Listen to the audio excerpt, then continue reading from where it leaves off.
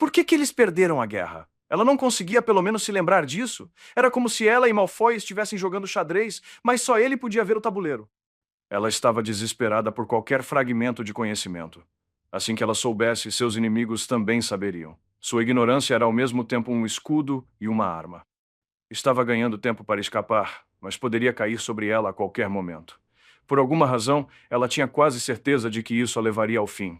Parecia a espada de Damocles acima de sua cabeça. As pontas dos dedos dela estavam enrugadas por causa da água quando ela finalmente saiu da banheira. Ela se sentiu esgotada. Ela subiu na cama e abraçou um travesseiro contra si mesma. Sua mente corria indefinidamente, cheia de perguntas para as quais ela não tinha respostas. No dia seguinte, Malfoy apareceu novamente imediatamente após o almoço. O coração de Hermione afundou, mas ela vestiu a capa e o seguiu docilmente. Apenas andar atrás dele fez seu coração disparar. Ela se perguntou se ele poderia sentir isso através do que quer que a monitorasse. Quando eles chegaram à varanda, Malfoy imediatamente conjurou uma cadeira e se sentou, abrindo um jornal. A história da primeira página era sobre um novo monumento em homenagem a Voldemort. Foi revelado no beco diagonal. Hermione ficou sem jeito ao lado da porta, se perguntando para onde ir. Ela olhou para Malfoy e começou a abrir a boca para fazer uma pergunta.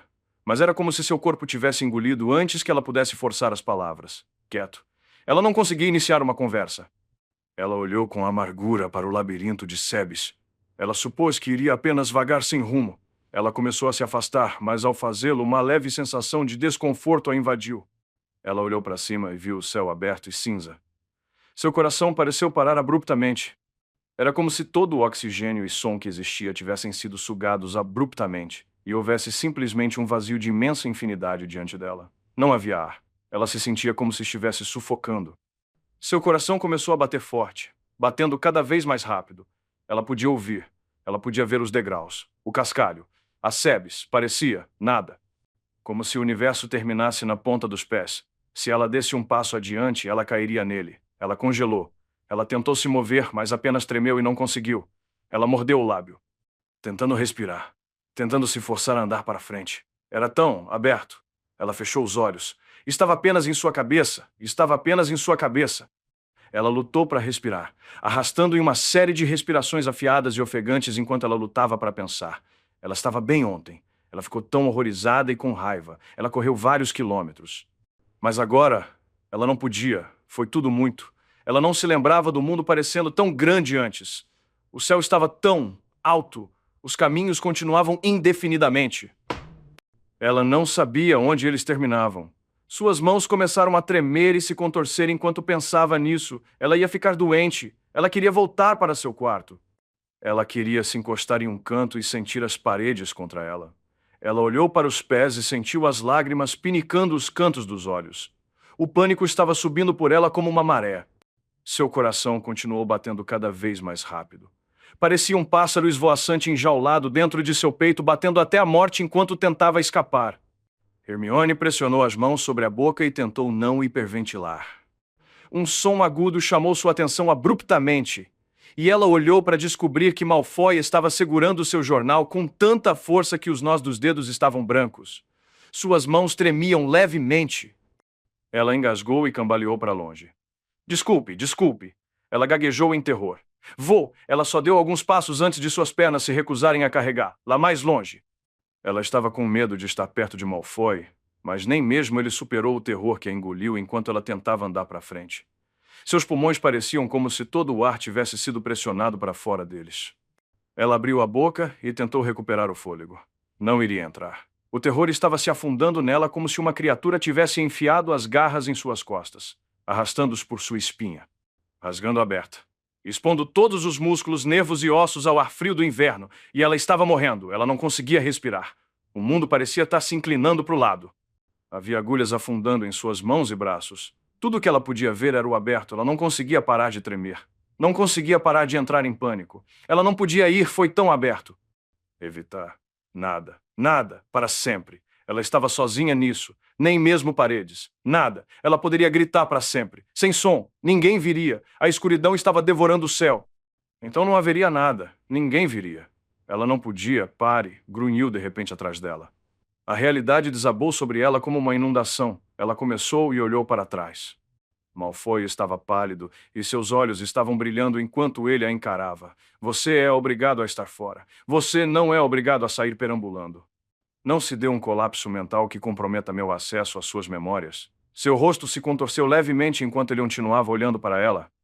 Puxando sua varinha, ele conjurou outra cadeira. Sentar e se acalme, ele ordenou em um tom gelado. Hermione respirou fundo e deixou que seus pés a carregassem, tentando não pensar na onda de alívio que a invadiu. Ela se sentou e olhou para suas mãos enquanto trabalhava para recuperar o controle de sua respiração.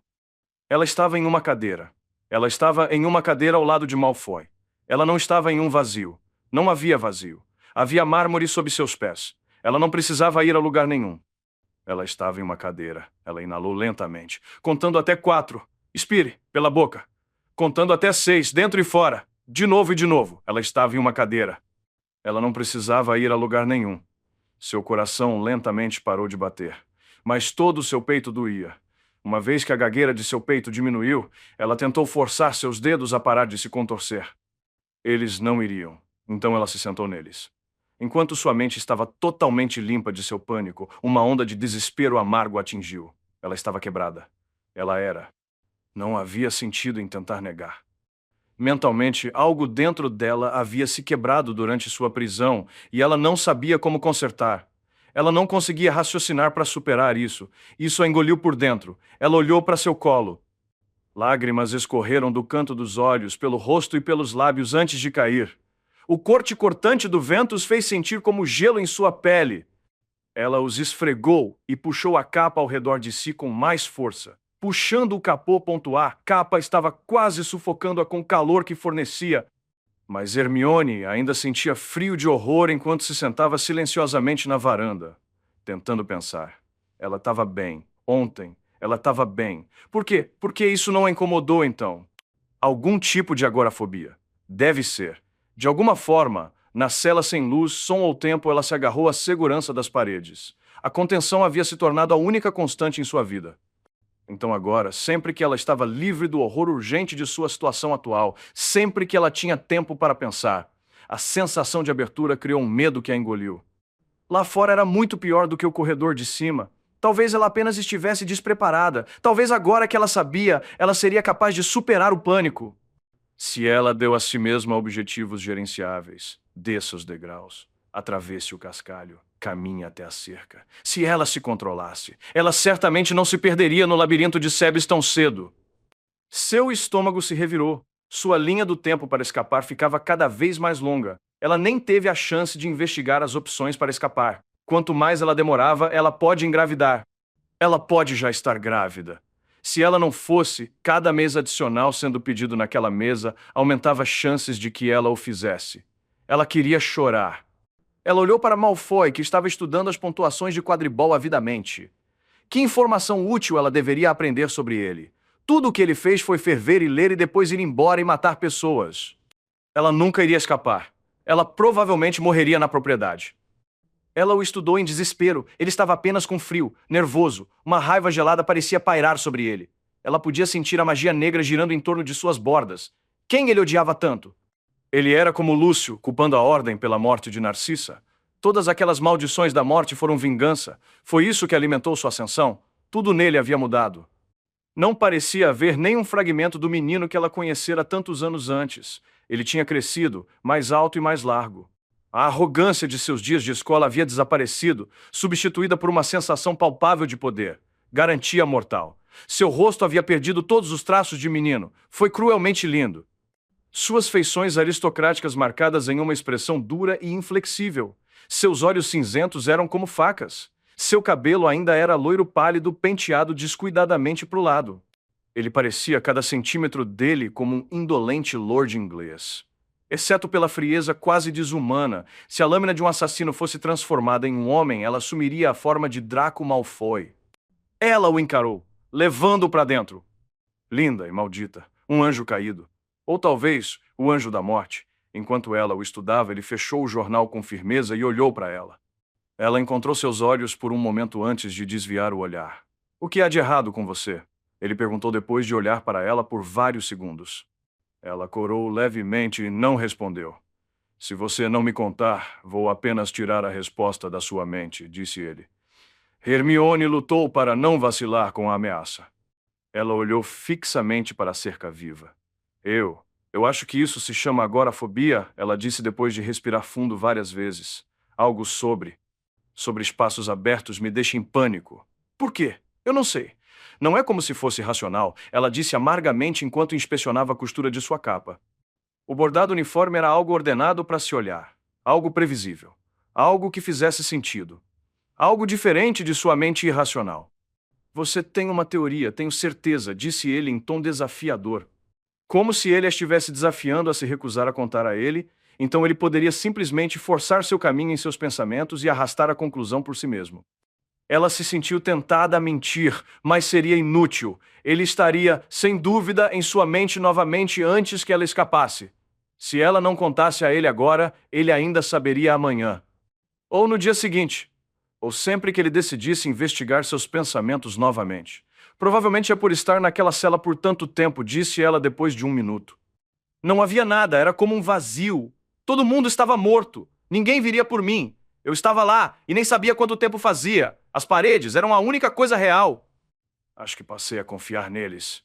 Então agora, quando tento andar para algum lugar, e não sei para onde vai, não sei. Eu não posso, parece que. Ela lutou para explicar o terror. É como se eu estivesse abandonado de novo. Que todos estão mortos e eu estou só, e posso lidar com isso quando meu mundo parece pequeno, mas quando me lembro do quão grande é, não consigo. Eu não posso. Ela engasgou e sua voz sumiu. Ela não sabia como descrever. As palavras falharam em capturar toda a complexidade irracional. Ela olhou para longe, perdida. A expressão de Malfoy parecia ficar mais dura enquanto ela falava. E ontem? Ele perguntou após uma pausa descontente. Eu não sei. Suponho que meu horror excedeu meu medo. Ele ficou em silêncio por um momento antes de bufar levemente e se recostar na cadeira, estudando. Eu tenho que admitir, quando eu soube que era você que eu pegaria, eu estava ansioso para ser o único que finalmente quebraria você. Ele disse e se inclinou levemente em direção a ela com um sorriso duro. Mas eu duvido que seja possível exceder o que você fez a si mesmo. É muito decepcionante. Tenho certeza que você ainda vai tentar, disse ela olhando nos olhos.